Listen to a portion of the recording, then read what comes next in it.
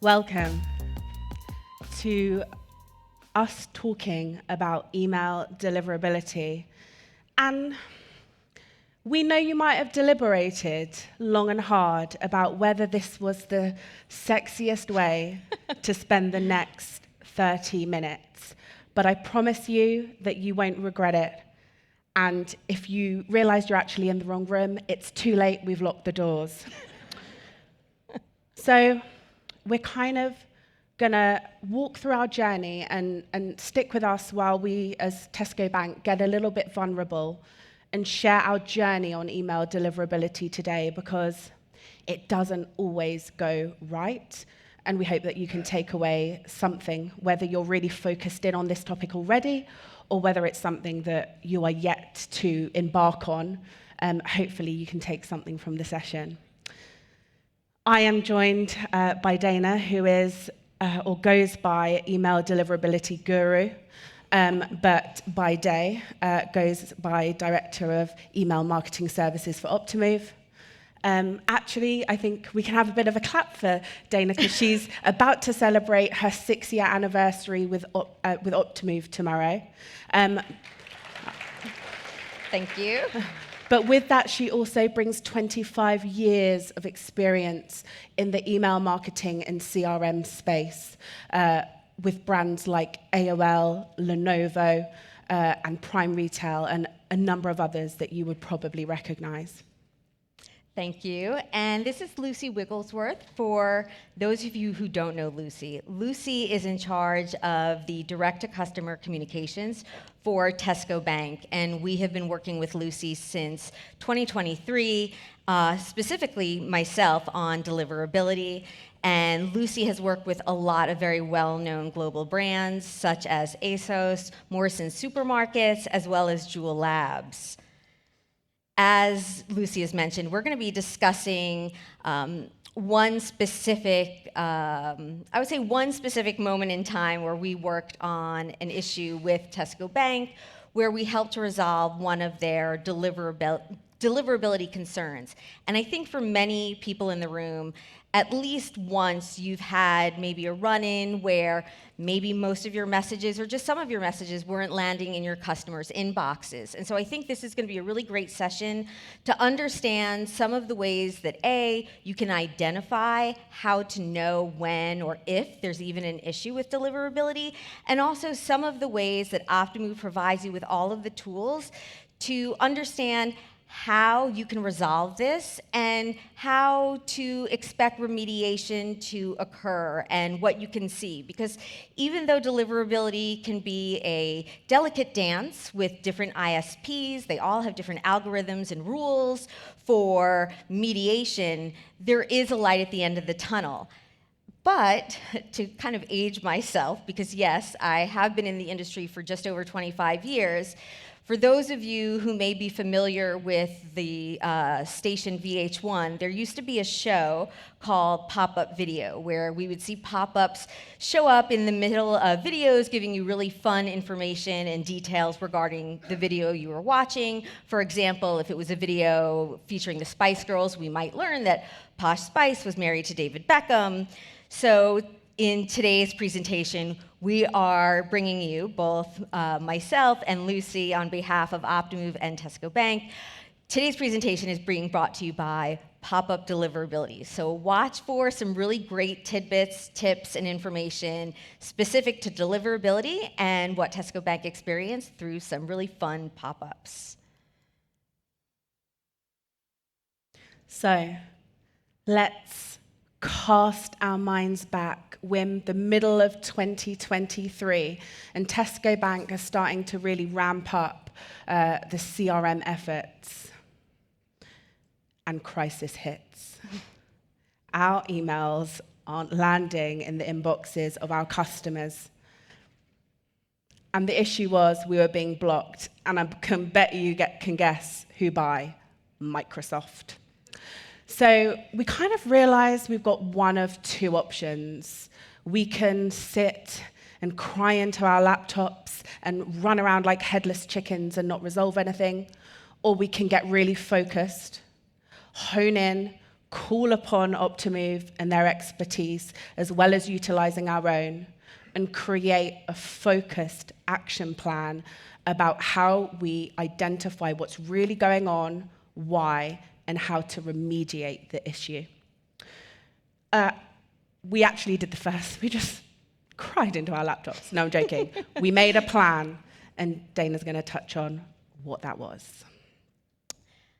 Correct. So not unique to Tesco Bank, but with any one of our customers, when you call us and contact us, or even reach out to your customer success manager, which is often how a deliverability issue kind of begins, or the conversation with Optimove starts, we start off with a comprehensive plan where we look to first identify by looking at all of your data.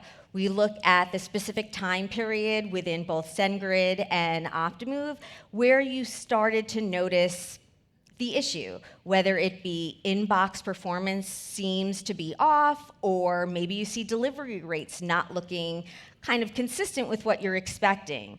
We add to that best practices and identifying if they're being followed based on frequency of messages, cadence, target groups, segmentation practices. We look at even your templates to make sure they're configured properly, if the code that's being used to build them is missing anything.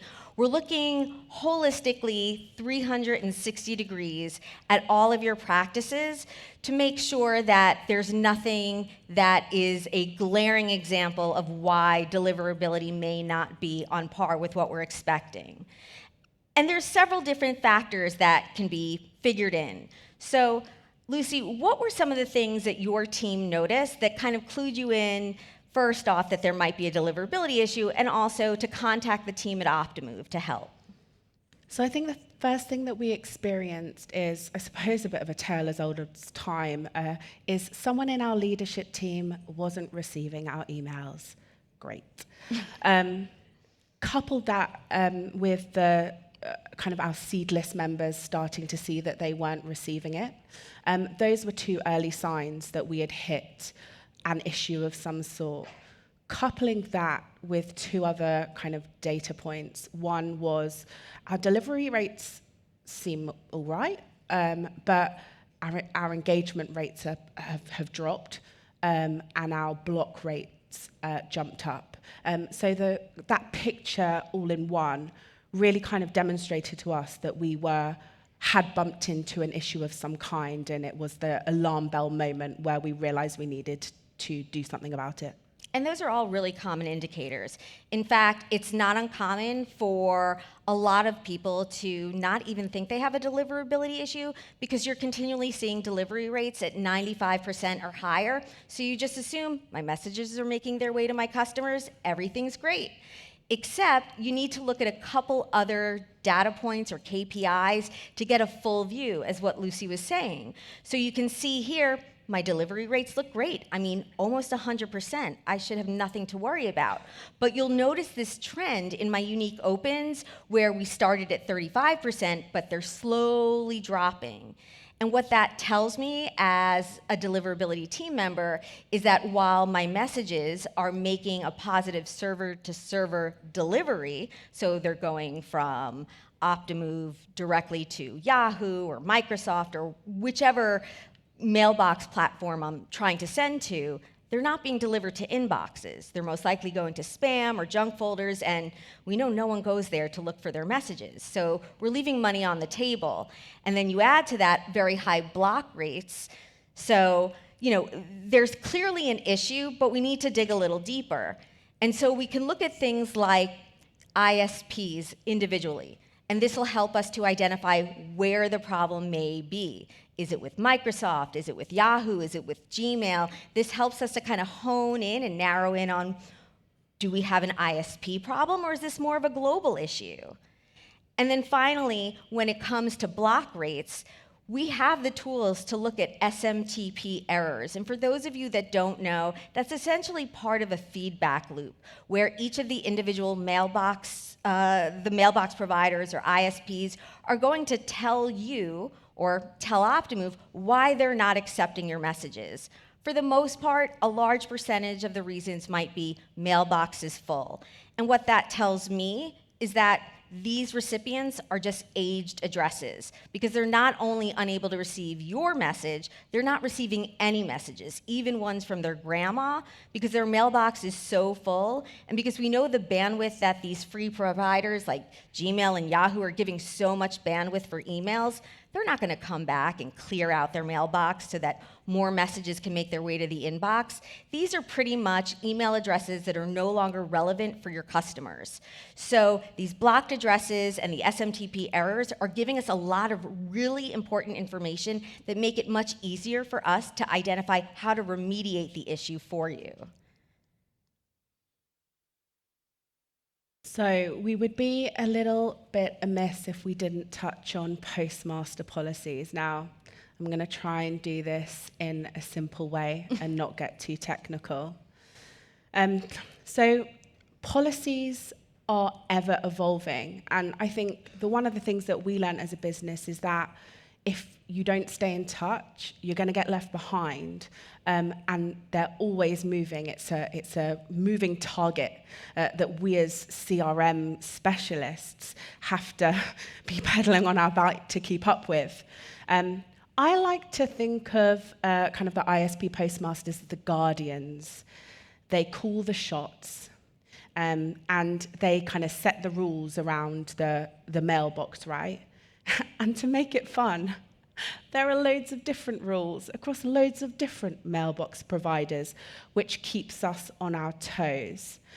One of the things that we are seeing generally as a trend, though, is in days gone by, we saw providers set rules that really were centered around imposing what providers thought the customer needed. And really, as we came out of COVID, saw, life being breathed into email again, we've seen a shift where, providers like Apple, Yahoo, they are putting control into the customer's hand. But that's really important for me and for the team at Tesco Bank, because that's a really customer-centric thing to do. And as CRM marketers, we are customer obsessed. And I think it's really important to remember that these policies aren't designed, they might make our life difficult, but they're not designed to do so. They're there to protect our customers from junk mail, from spam, and in the worst case, really harmful fraudulent activity. So we have to see these kind of rules, these guidelines, those things that we probably view as blockers and difficulties, as something to embrace. And as long as we keep up with them, we'll probably do okay. The other thing that Dana and I have been talking about recently is, what's that future look? So I'm not Mystic Meg, I don't have a crystal ball, but what we have been thinking about and talking about is we expect kind of more movement from providers in terms of bringing the control to the customer. And I think we should all be prepared for that and expect that across the horizon in the next few years. So that's a kind of bit of a non-technical summary of I suppose, the Postmaster policies. And yeah, it's something that we need to be mindful of, we need to understand, and it's something that's really important, but not something that should be seen as negative friction, but a positive one, because it puts the customer at the heart. I think that's a really good point. And another thing to note is that we've seen a move where mailbox providers are not only putting the control in the customer's hands or the user's hands, but they're also making it easier for users to get the most important information up front. So I know when Google created the promotions tab, it was seen as just a secondary spam folder or spam mailbox, when in reality it became an organizational structure that we're seeing follow suit with Apple's most recent launch of their new inbox or their new mail function. And so I think we'll also see a trend where the ease of use or the ease of organization is going to occur, but it won't be seen as a negative because they'll still direct traffic to these other mailboxes, much in the way Google does, and Google and Yahoo both have annotations that make it easier for you to stand out in that promotions tab. So there's a lot of flexibility now in the mailbox that are very customer-centric. So in addition to identifying and isolating the issue that Tesco Bank had, we also wanted to see what we had done to date and also what Tesco Bank had done to date so that we knew what we needed to kind of move forward from, and we weren't repeating efforts. This included the multiple support tickets that our team had already submitted to Microsoft. Most of that was to modify the reputation score or clean out the reputation so that we could reset it. We also worked to whitelist all 8 IPs between Tesco Bank's service account and also their promotional account. Now, this is unique because typically we wouldn't work to whitelist IPs, especially in the United States, but in the EU, it's a little different, and we can work with some of these global providers to whitelist IPs. We also provided some recommendations on adding some suppressions to all of the global target groups in the promotional account for Tesco Bank so that they were suppressing non-engaged subscribers, also those that had a lapse of engagement. This really helped to modify the percentage of blocked users that were being allowed into the target groups and sent to, because we were mitigating anybody who hadn't opened or hadn't clicked through on an email after a certain period of time. And that kind of removed anyone that maybe had a, full mailbox or, possibly had a more dangerous email that could bounce or block. And speaking of blocked messages, we worked with a team at Tesco Bank who still to this day performs this action, where on a rolling 30-day basis, they export their blocked addresses from SendGrid and upload them as a suppression file into Optimove. And this is another way to more manually validate or perform a hygiene effort on your database. And so, part of the remediation process at Optimove from our Deliverability Center of Excellence is really a full scope audit and deep dive. I don't think there's any way for us to fully remediate or provide any hard recommendations without getting a full idea of the landscape with campaigns and your trends in deliverability. And so with this audit, we're not just looking at your deliverability KPIs. We're looking at your reputation over a period of time.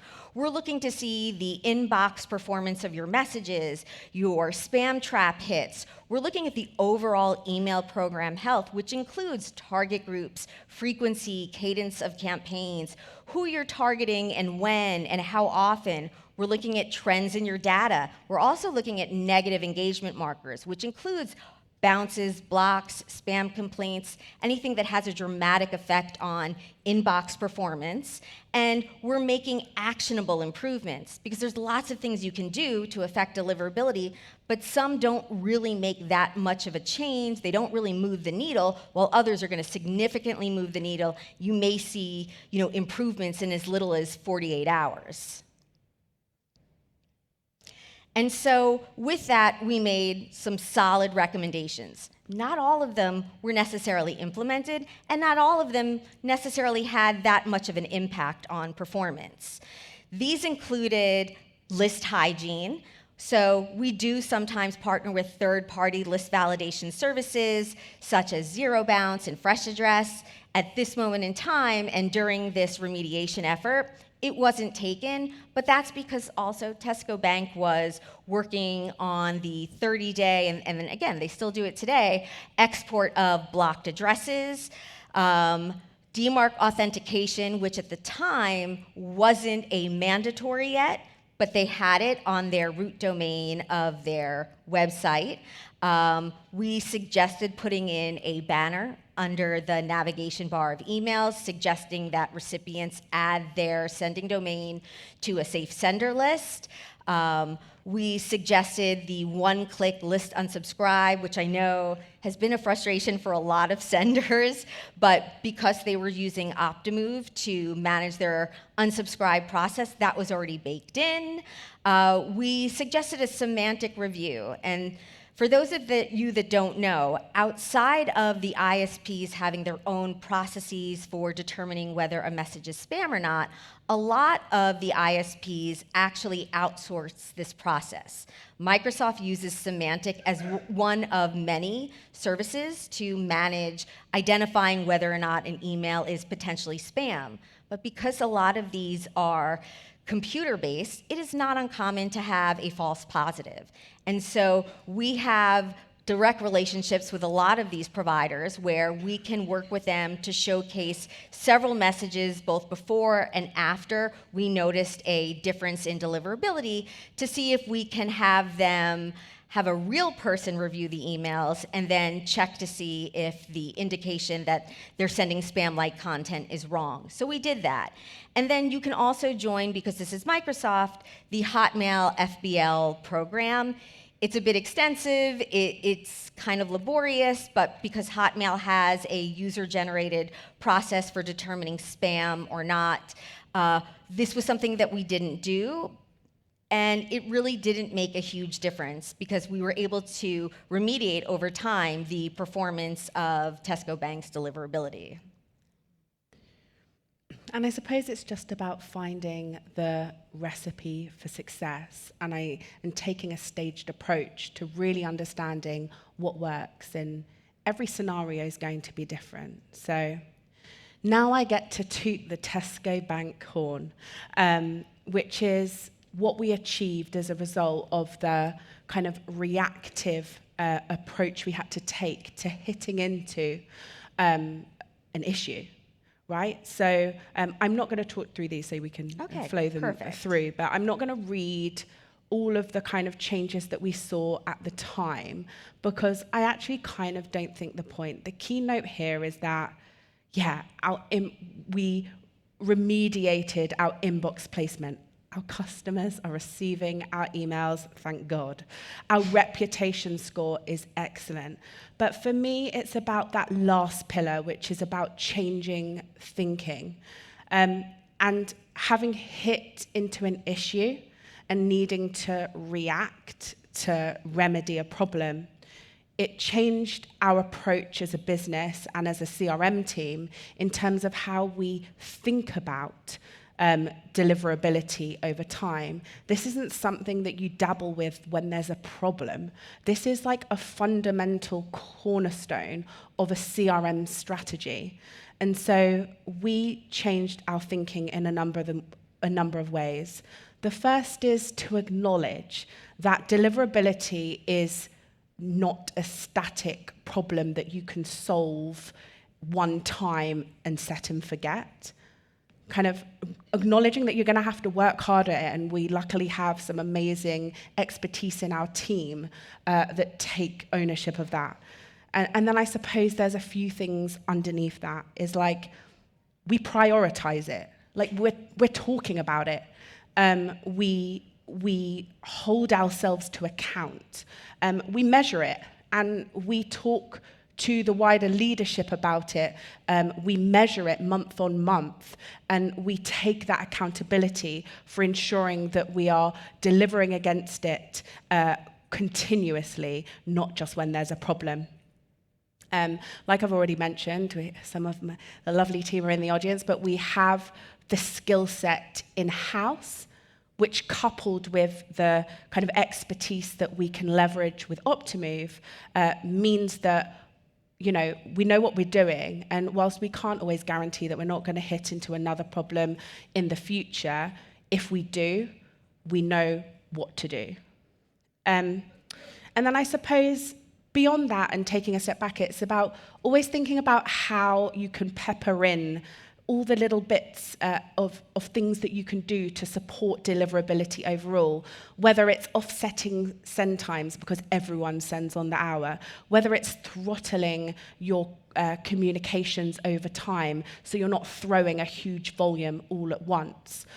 There are so many different ways that you can do small things to support your reputation, your deliverability overall.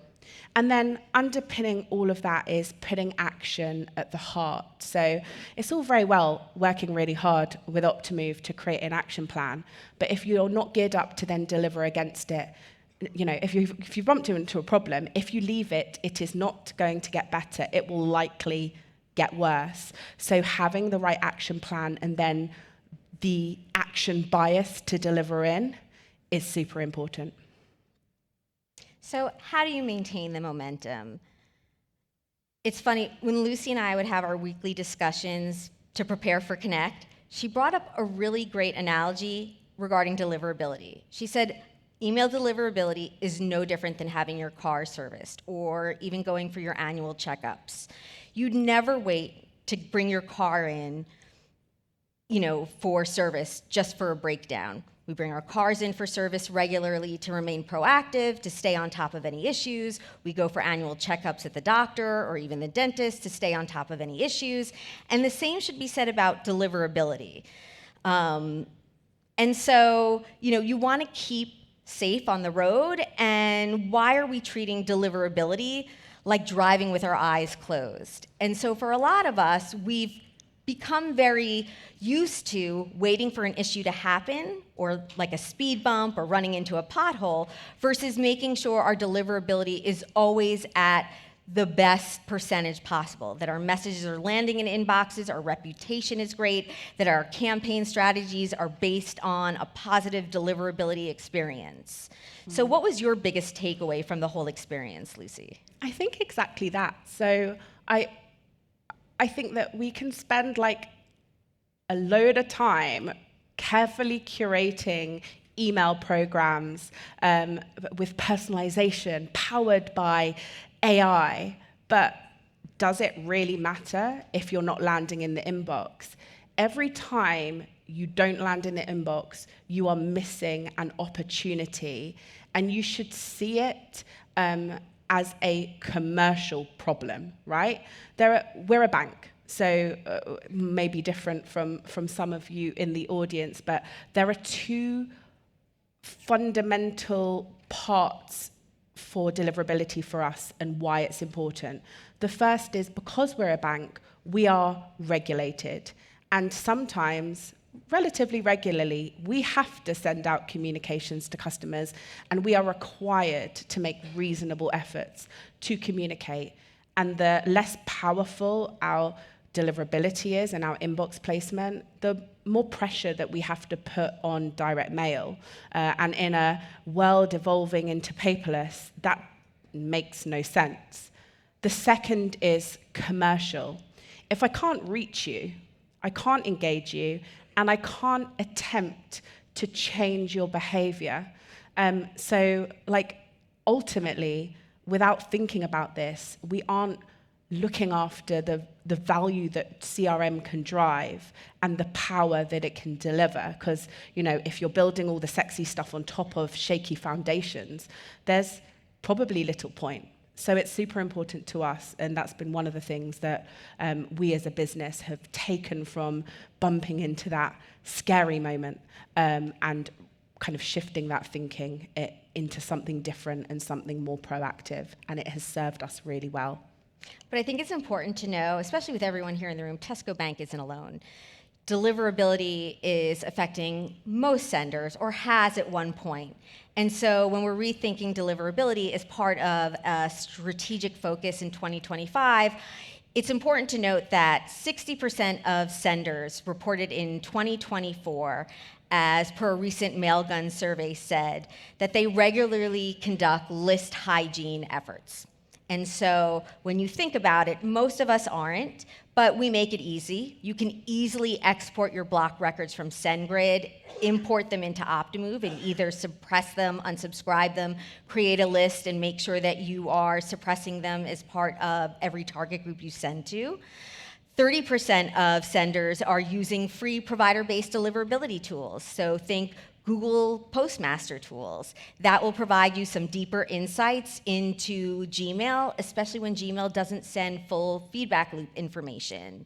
And also, 81% is the global average deliverability percentage.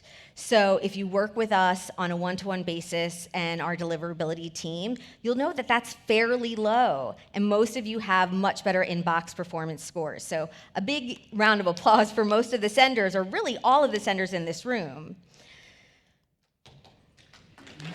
Yeah, you all deserve a huge round of applause. And so with just 30 seconds to go, I just want to thank Lucy for joining me today on stage and being willing to speak about something that can be, a fairly exposing topic, which is deliverability and issues you may have had, but deliverability really is a well-oiled machine. You have full control of your deliverability. You have full control of your reputation. You have control by modifying your target groups, modifying your email strategy, cadence, your targeting, your frequency, and following best practices. So with that, I know we don't have much time for questions, so feel free to reach out to me on the app. Pull me aside if you see me walking around today or tomorrow. I am happy to answer any questions. I know Lucy will be here too, and she'll be happy to speak to you one-on-one as well. And we invite you to go over to the stations outside and entertain yourself in the Optimove zone and take some time to get to know our product a bit more as well. So thank you. Thanks, guys.